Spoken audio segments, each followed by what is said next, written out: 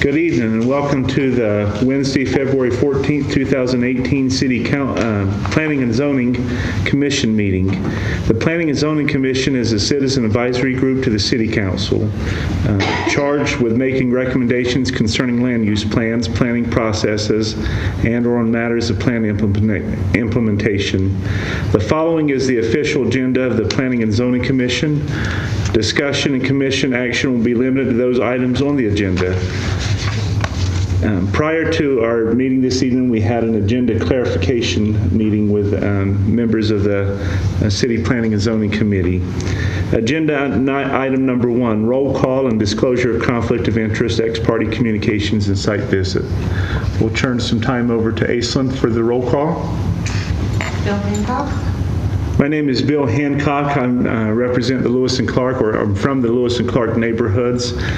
Prior to our meeting tonight, I did do a site visit, and I have nothing else to disclose. Sean Hargraves.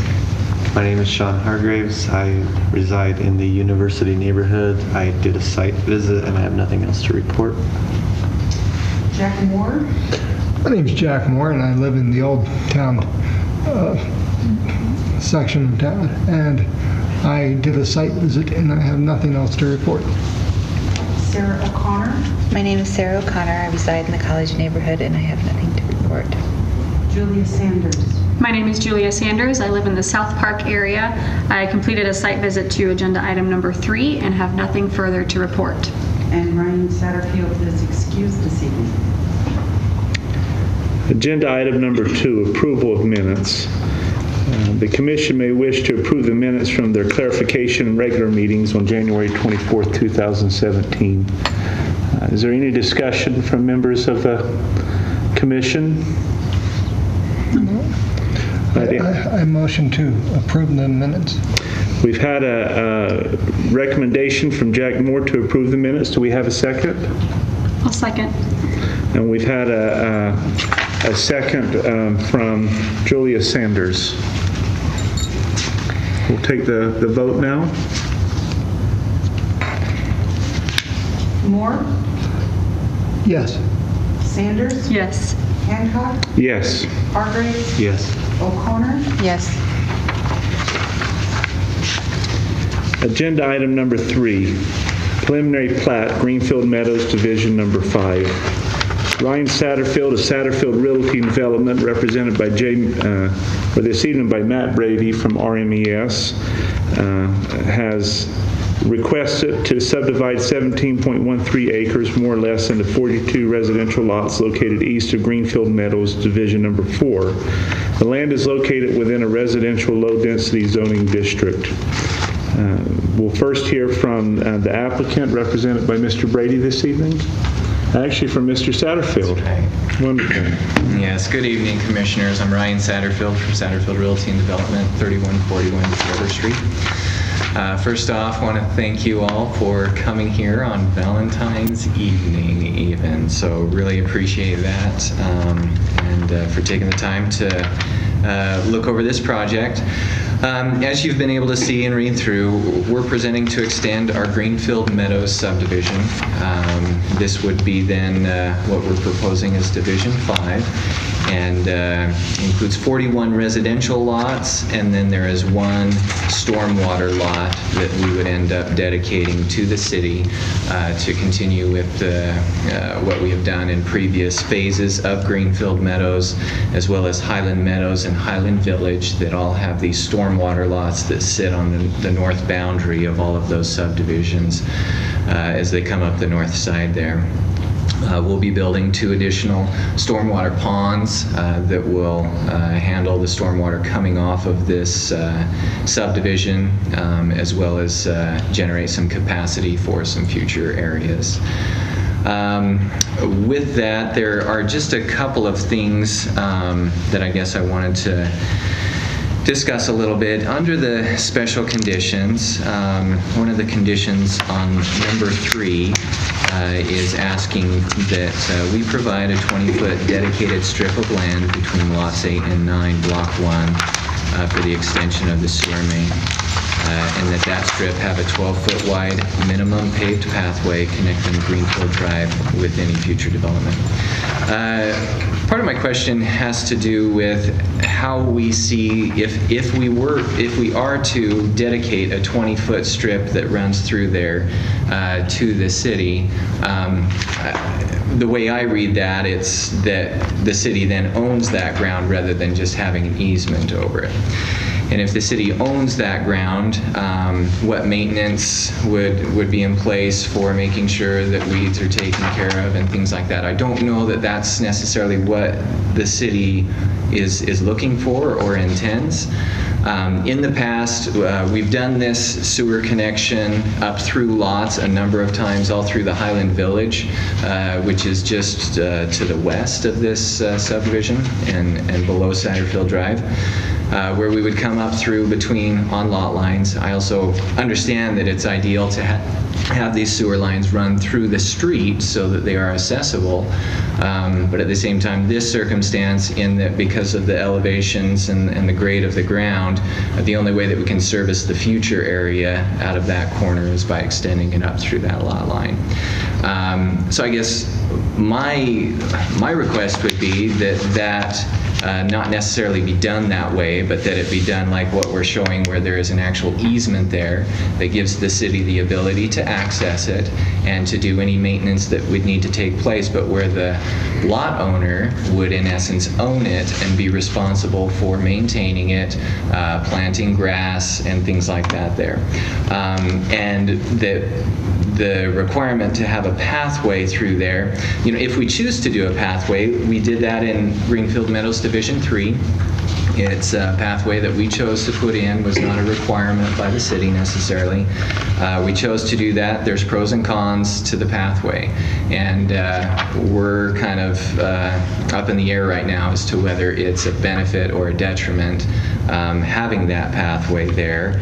And by the time we go and finalize this, we would then decide whether or not to have a pathway. But I guess I would ask that it not be necessarily a requirement of acceptance. And then I guess the last thing. Mr. Satterfield, though, if it's done as an easement as opposed to a dedicated strip, then that would close off a pathway anyway, because that would be the private property of the landowners. The way that we did it on Greenfield Meadows Division 3 is that we brought an easement that was a public access easement. So it's a utility easement as well as a public access easement.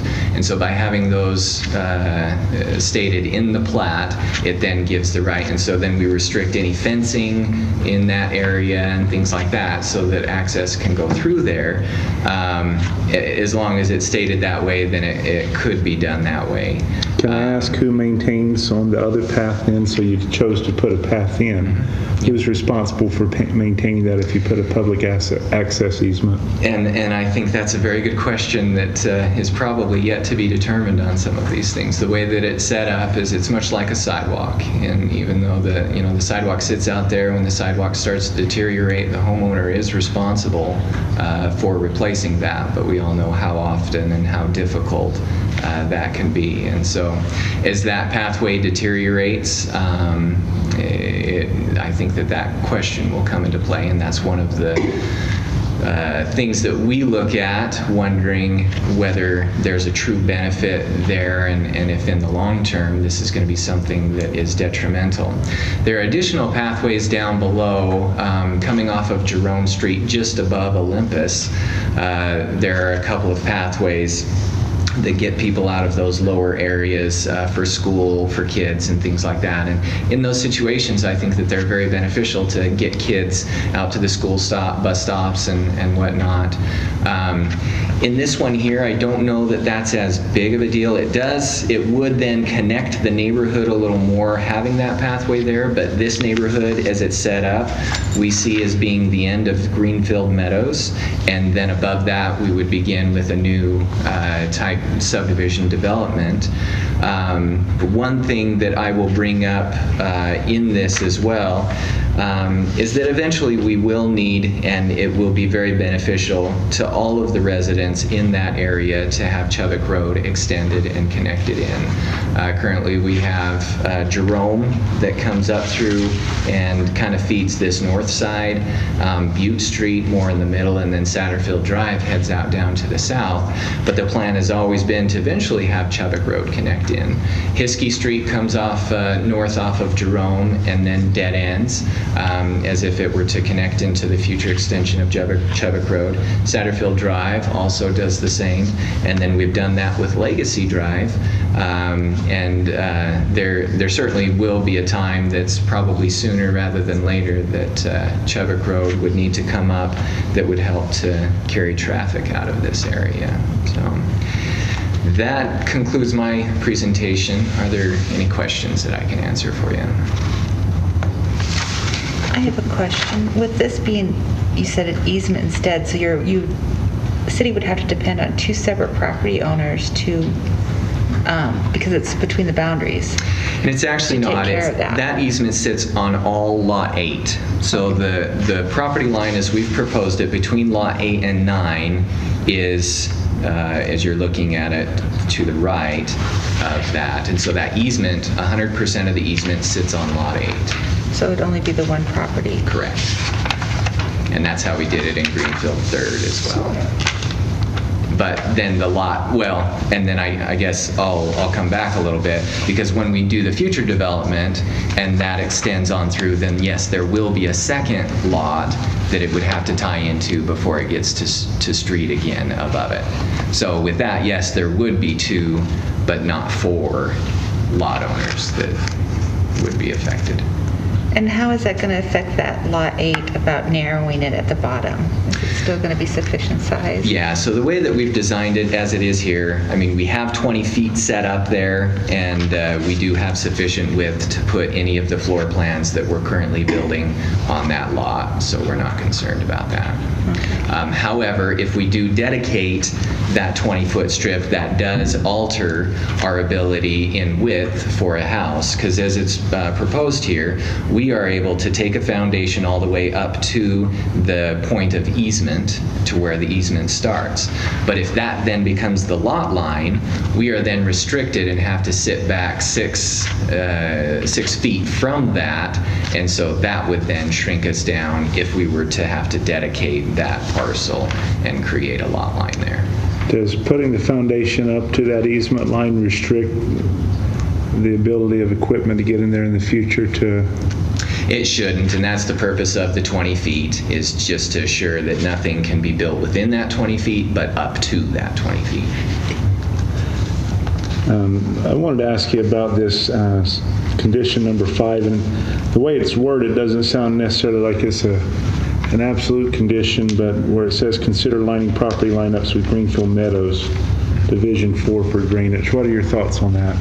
Our intent is probably to go with the way that we've drawn it here. Greenfield Meadows 4, the lots there along Legacy are wider and bigger. They're bigger lots. It's designed to handle a larger house. Then as we go up above on Courtney and Greenfield, those are designed to handle a little smaller house.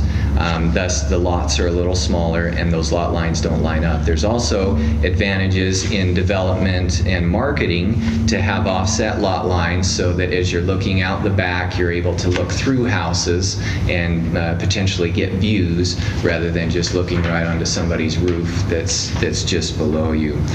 Stormwater is always a concern, and so the way that we usually try and grade those out is that at the lot line below, there would be a drainage point, since they're all set up to have drainage easements that do run down lot lines, but it really comes down to how it's graded.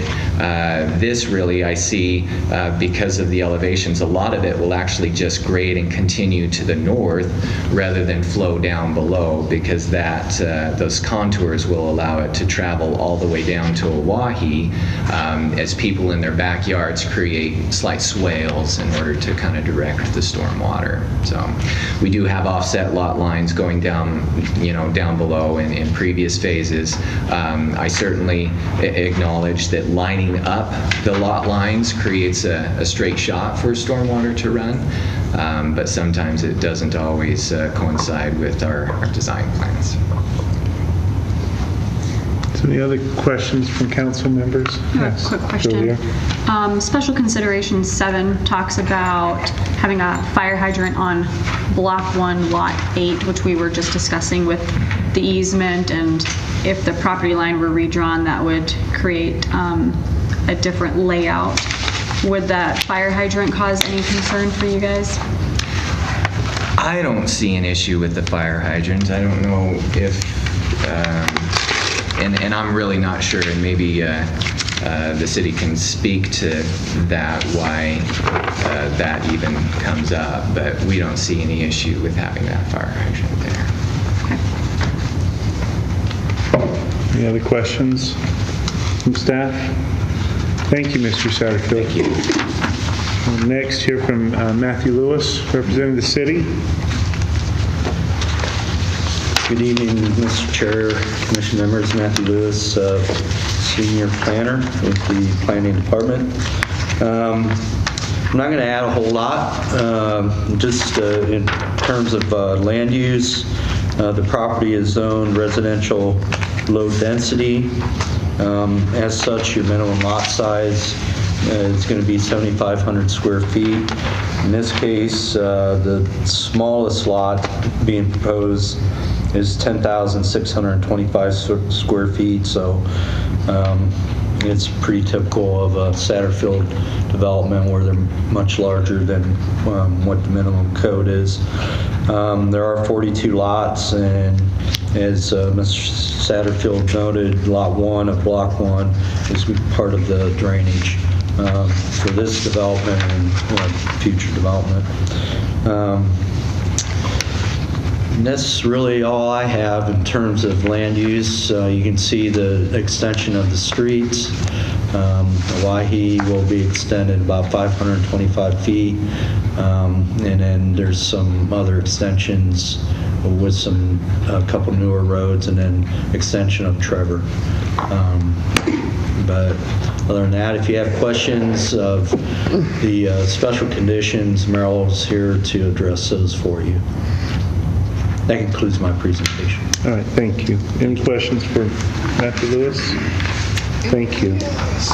Merrill, could you speak towards special condition number 3 that was discussed by Mr. Satterfield, which was a dedicated strip of land between lots 8 and 9, Block 1?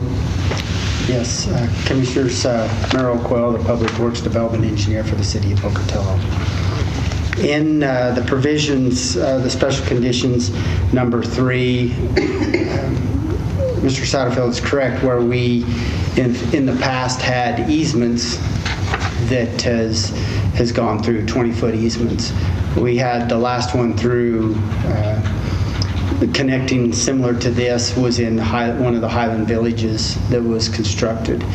In that particular instance, after the fact, homes went in and stuff was built up, and that sewer was fairly deep and within that 20-foot.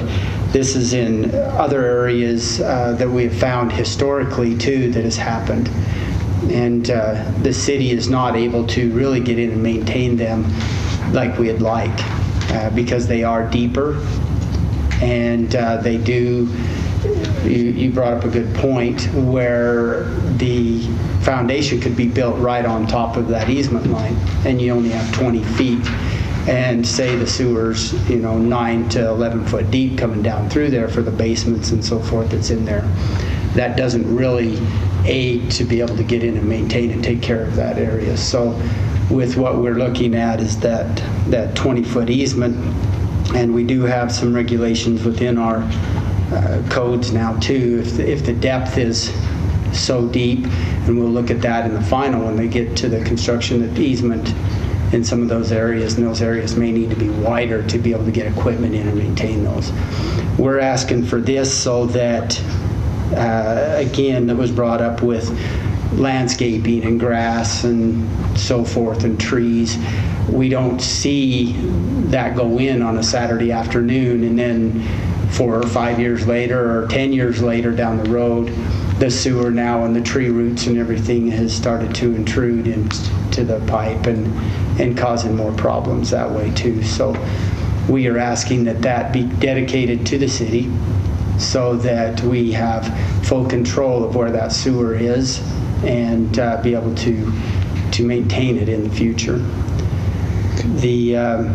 Can I ask you just on that?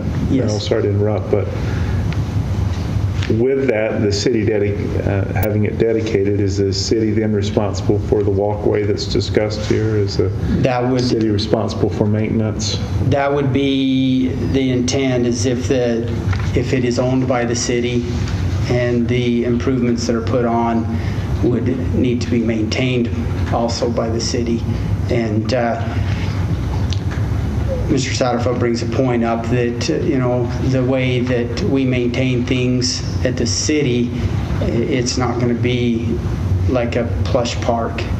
It's going to be less than that. It will be the minimum maintenance that we can do and take care of in that side. And that's one reason why the pathway, so that it is easier to access, to be able to get equipment down through, besides being able to link the communities together. Even though that may have a different subdivision name, it's still the kids or the public and that wants to come through with their neighbors that may be in the same school district, same social groups or whatever, so that they don't have to walk around so far, and just trying to look at more of a pedestrian-friendly, bicycle-friendly connections is what we're also looking for. And that aids in this way where there is a public sewer that's being requested to go through there. You said when they're deeper, and I'm sorry I'm asking so many questions here, but I really am trying to understand tonight. So you said that when the sewer goes deeper, that sometimes, based on the current city regulations or specifications, that the easement could be wider than 20 foot to allow access and maintenance of that deeper sewer. It may need to be wider, that is correct, because 20-foot minimum has been our city standards for years and years. Last year with our standards and our changes on easements, we took a look at those. So if you're 11 foot deep, we need to meet OSHA requirements and so forth. That trench has to be opened wider, and or it has to have a trench box, and we do not at the city work with the trench boxes and so forth, so we're opening them areas up wider. So that may aid to where we need to go wider. And like I said, if it's 10 foot deep and we have to come up with a 1-to-1 slope, you can already see that we're already further than 20 feet when you have open up a 4-foot bottom, and then a 1-to-1, 1.5, or 2-to-1, whatever the slope is for the soil conditions there. That top of that trench is going to be wider than 20 feet, and then trying to get equipment through there too. So 20 foot's been the minimum, but when we see the depths come in with utility in it, that's when we'll be able to make a better decision. We had the same discussion, I think, a few weeks ago with Breezy Point, and what the width of that trench may need to be able to get in and maintain that properly. And the risk of the easement is that, as you said, because private landowners own it, subject to the easement, they can come in and plant things that, as you say, if they're not caught, then you're in and up with things like tree roots that could come in and be affecting the sewer line because they can encroach. You can go and ask them to cut it out, but the damage is already done type of deal. That is correct. We have more control over what's on top so that we can maintain and try to maintain those services and a better job of doing that. So do you have, because one of the suggestions was here tonight, and I'm really just trying to understand, was an easement with also I think the term that was used was a public right-of-way easement as well, not just a utility, but a public right-of-way that would allow for a path for the connectivity of the neighborhoods. They do have public access easements and so forth that can handle that also. In one of the last developments Mr. Satterfield did, he did do that and put that in, and I'm not sure who, it must be the lot owners that maintains that and takes care of that, because the city does not on that particular portion. Does that not allow the fences then to come in on the easement, because there's got to be room for the path? And Well, that does open that up a little bit more, so that there could be fences. There may not need to be fences too. I mean, that's an easement, and the property owners where it may or may not want to be maintained with a fence.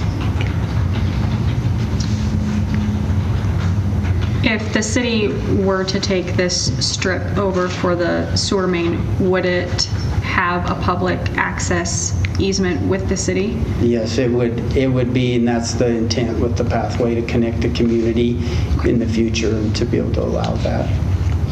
And there are certain ones that has been done through the lower part, around the lower part of the developments. These easements, though, are through there, or strips of land are only 10 foot wide. And again, 20 years plus of experience looking at those, and with code enforcement issues along those and everything too, is that they were too narrow. It's almost like they're always walking through a tunnel. We get a lot of complaints on those, that the trees that are planted now, where it's created this tunnel, and people just don't feel safe walking through that narrow of an area with the fences and the trees in the yards that's grown up and over that is being taken care of. So we've had those experiences, and people commenting to us on those also.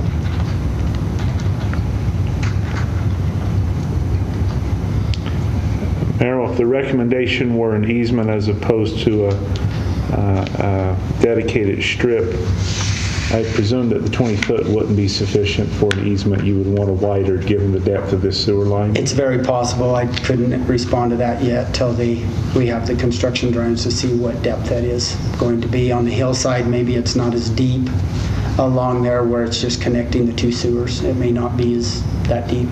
Okay. Is there any other questions from the staff? Would you like me to comment on the other two that you discussed there?